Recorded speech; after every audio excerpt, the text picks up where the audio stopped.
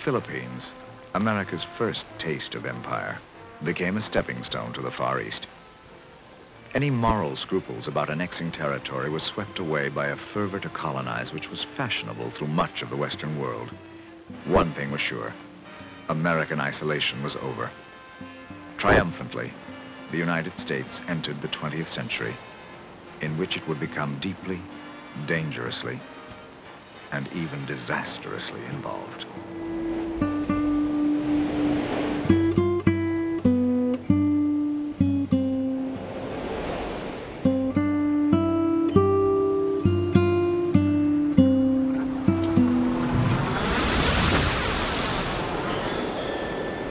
General Emilio Aguinaldo, the Philippine leader. And why has it taken so long for America to let us run our own affairs? You've set 1.5 million Cubans free. What about the 7 million of us?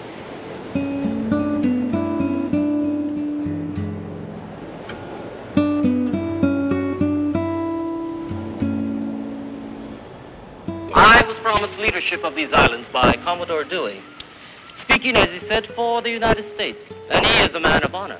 What happened to that promise? To free the Philippines from Spanish rule. Freed us, Colonel.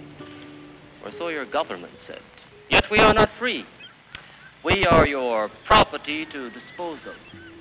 What is so honorable about that? Where is the justice in that?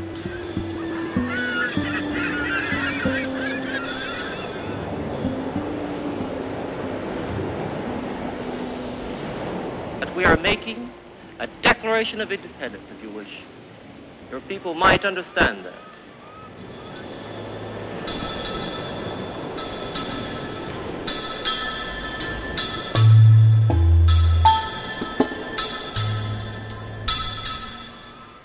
No, Colonel. I'm afraid you and I could go on all night without resolving the one unresolved problem. And that is what we each mean when we use the word free.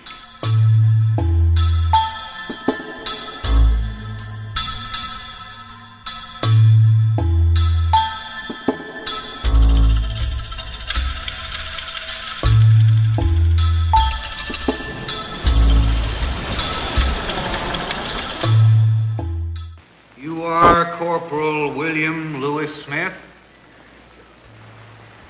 State whether or not you witnessed the water cure. I did, sir. On whom was it inflicted? Upon the Presidente of the town and 2 of the native guards. Describe what you saw. Senator Beveridge, I remember every single minute of it.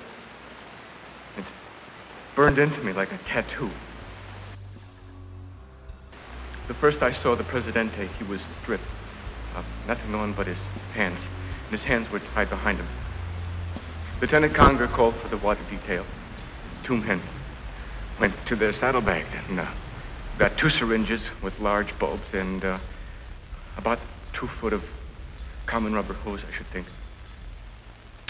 One hose was inserted in his mouth and the other up his nose. Then the contract doctor named Dr. Lyons said to get a pail of water. They started into the building with him, but Captain Glenn was there and he said, "No, this is good enough right here on the outside." So we all got a chance to witness it. And as the water didn't seem to have the desired effect, the doctor stood over him and said to get a cup of salt. It was thrown into the water and after a while, he did disclose what they wanted.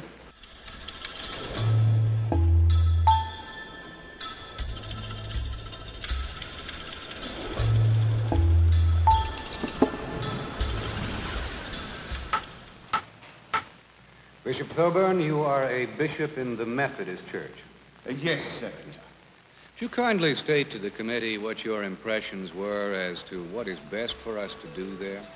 The natives' capacity for self-good sort of thing.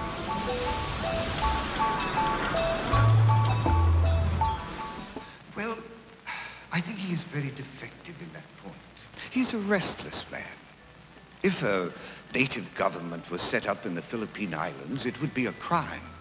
It would bring an awful state of affairs on the whole islands because it would throw them into utter anarchy. Do you believe the Filipinos are equal as a race to the American people, the Anglo-Saxons? No, they are not. In intellectual and moral capacity? No, they are not.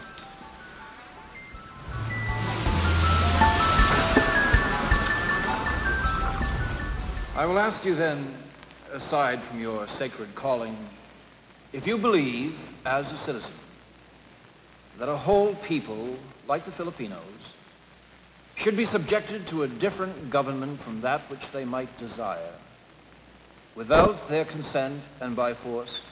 We have acted on that theory for 100 years with regard to the American Indians. That no matter what they wish or what government they desire, we will hold them by force. You think we ought to apply the same doctrine to the Filipino? Well, sir, he is like the Indian. Thank you, Bishop. One more question, Bishop Thoburn. How long were you in the Philippines? 2 weeks, Senator.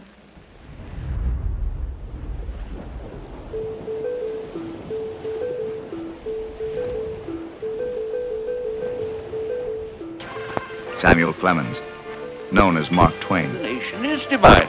Half patriots, half traitors. And no man can tell from which.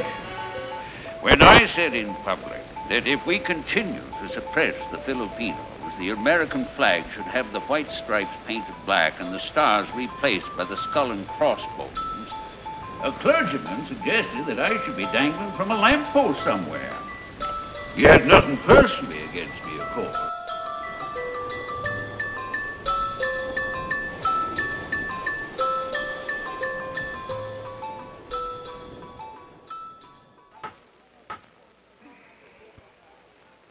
I appeal from the millionaire and the boss and the wire puller and the manager to the statesman of the elder time, to Thomas Jefferson, who said, governments derive their just powers from the governed.